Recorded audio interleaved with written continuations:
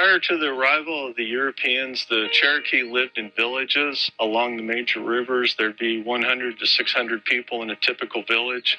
They were agricultural people. They farmed corns and beans and squash. They also supplemented the farming with hunting deer and elk, gathering wild foods, fishing. But agriculture was the basis of their society.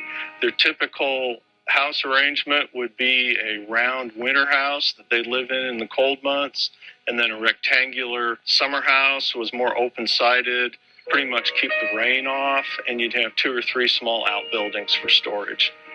Their way of life was radically changed after the Europeans arrived.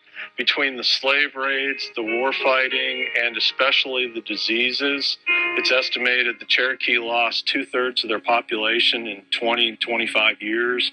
They actually made out better than most tribes. For American Indians as a whole, it's estimated population is wiped out in 100 years. When you lose 2/3 of your population, it radically changes your society. You're probably losing your political leaders, your elders, your healers, a lot of people who know what plants to eat. It can really change how people survive after that.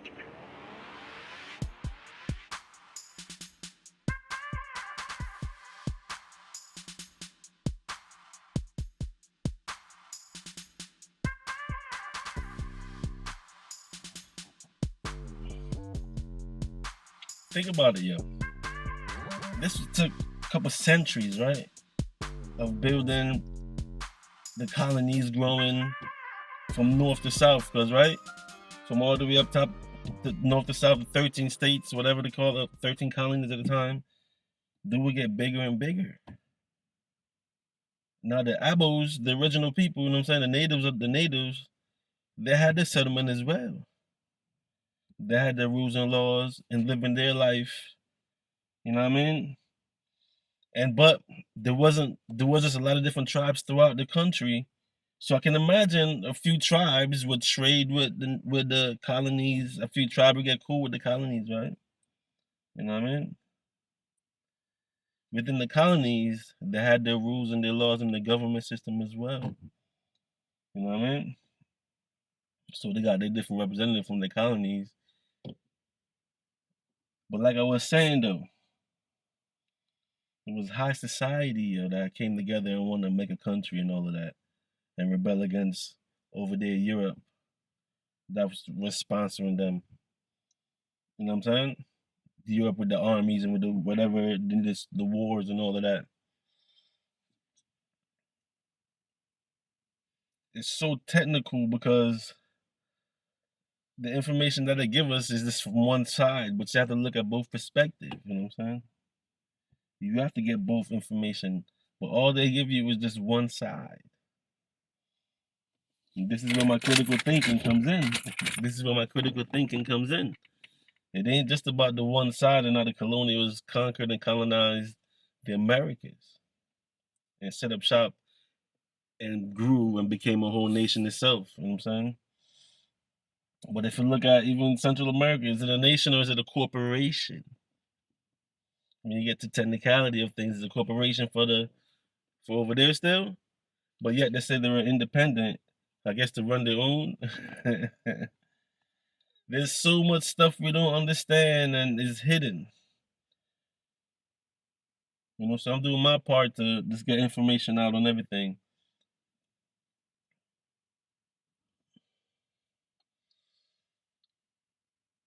But when the colonies, when they expand, that's how come they run up on the natives, you know what I'm saying?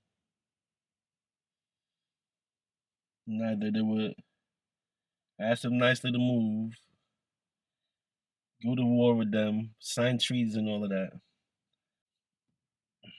I know it gets deeper than that, yo. But that's the picture they paint.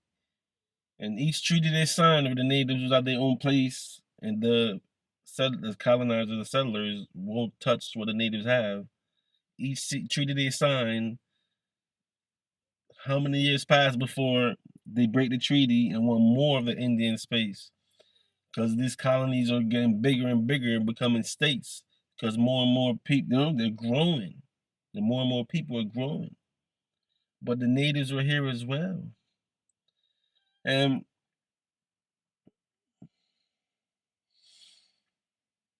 I know they said one thing about how they pushed out natives and Native Removal Act, but I believe the natives still stayed in this space and everybody mixed in. That's what I'm believing, you know? And the Aboriginal may not mixed with the settlers and the people may not mix, but they stayed by themselves. There's a few of those people that stayed and kept the, and those are the Black Americans and the foundation. That's what I'm talking about. But we gotta get to understanding what happened throughout the time. Because whatever they teach us, you have to look at it and take out the truth from the lies. And that's what I'm doing with my critical thinking time when I'm holding the vibe with y'all out here, talking about history. Because in their history books, they said how they would sign treaties and the Indians would be cool and move down a little further, a couple miles down the road, and then these people would take over the Indian place.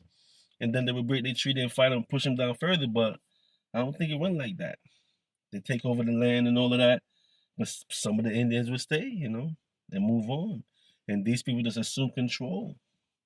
And that's how come the Abos, the natives were mixed. The colonizers, right? The settlers and all of them, that's how they were mixed as time goes on. You know what I mean? But this is before they became the state, the United States. These were all the colonies that was representing the England flag, right? So there was like, yo, King, we want to take over more territories of the natives for y'all. You know what I'm saying? Y'all gonna hold all this. But we just live here, we're gonna inhabit here, but it's for y'all and shit. And the king would say, we got the army, we got the navy ready. Do what y'all gotta do. I can imagine. If you think about it, really, right? Just think about this, yo, for centuries, yo. For centuries this went on, yo.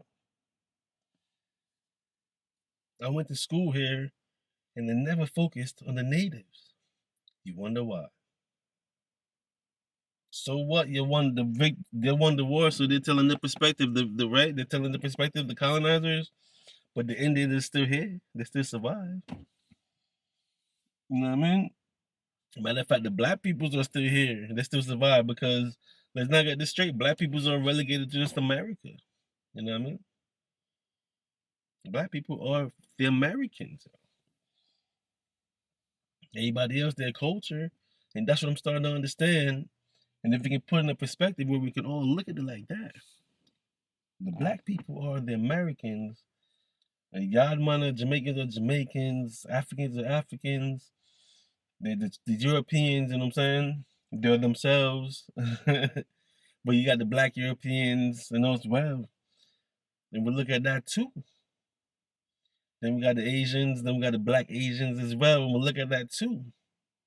In the Americas, there's always been a wide variety of colors of people. We gotta look at that. The language got changed from the colonizers, you know what I'm saying? The French, the English, and the Latin speaking peoples. That's when the Americans spoke those different languages. Because the Americans have way more languages than that, with all the different tribes that had their own cult that developed their own cultures and their own way of life. Even though all of it was similar, but they had their own songs, their own sounds, and all stuff like that, right? You know what I'm saying? But all that was disregarded because if I guess whoever runs stuff and conquers everything set up the rules and laws, and I'm just saying those 13 colonies union became union, worked together, had their armies, and became a big ass army and just took it over, you know what I mean? From 13 colonies to 52 states. Took a couple centuries, but I'm just saying.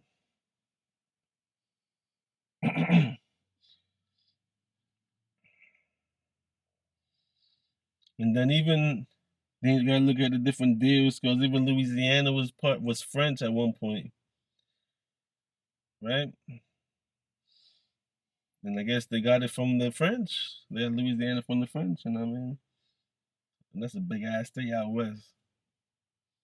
See, I'm in Connecticut, and this is part of the 13 colonies. So everything started from over here, from the settlers. But I know there were this vibration is I know there were like tribes living all over the place, north, south, east, and west, you know what I mean? Surviving the winters and maintaining through the summers, you know what I mean? Connecticut River. I remember when I was young, when I first came to the States, I saw a book that was talking about the natives and how they lived along the Connecticut River, you know, and used it for a lot of their stuff. You know what I'm saying? Just critical thinking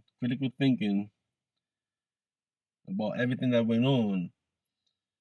Because when the settlers came in and set up shop in the 13 states, the French was like setting up in Canada. Those little creases that were setting up shop over there. The South was, you know, I guess the time when all that got set up, it was an era of exploration. Exploration. When you read about exploration, the people was really on it. They was exploring the world, like on the high seas, because there's always talk or it can be about it.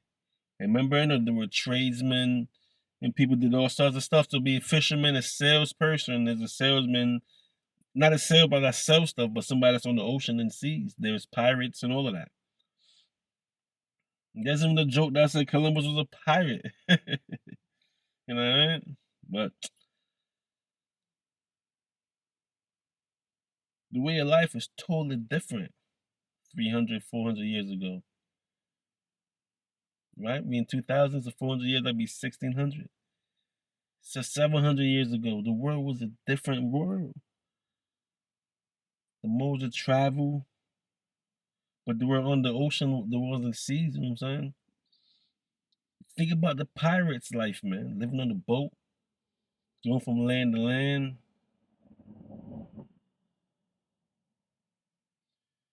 I'm just saying though, there's a lot of people in the world at all times. There's a lot of people in the world, man. And to think that the land was a new world, you know what I mean? A new world. That's what they called it. A new world. The Americans was a new world to the Europeans. A new world.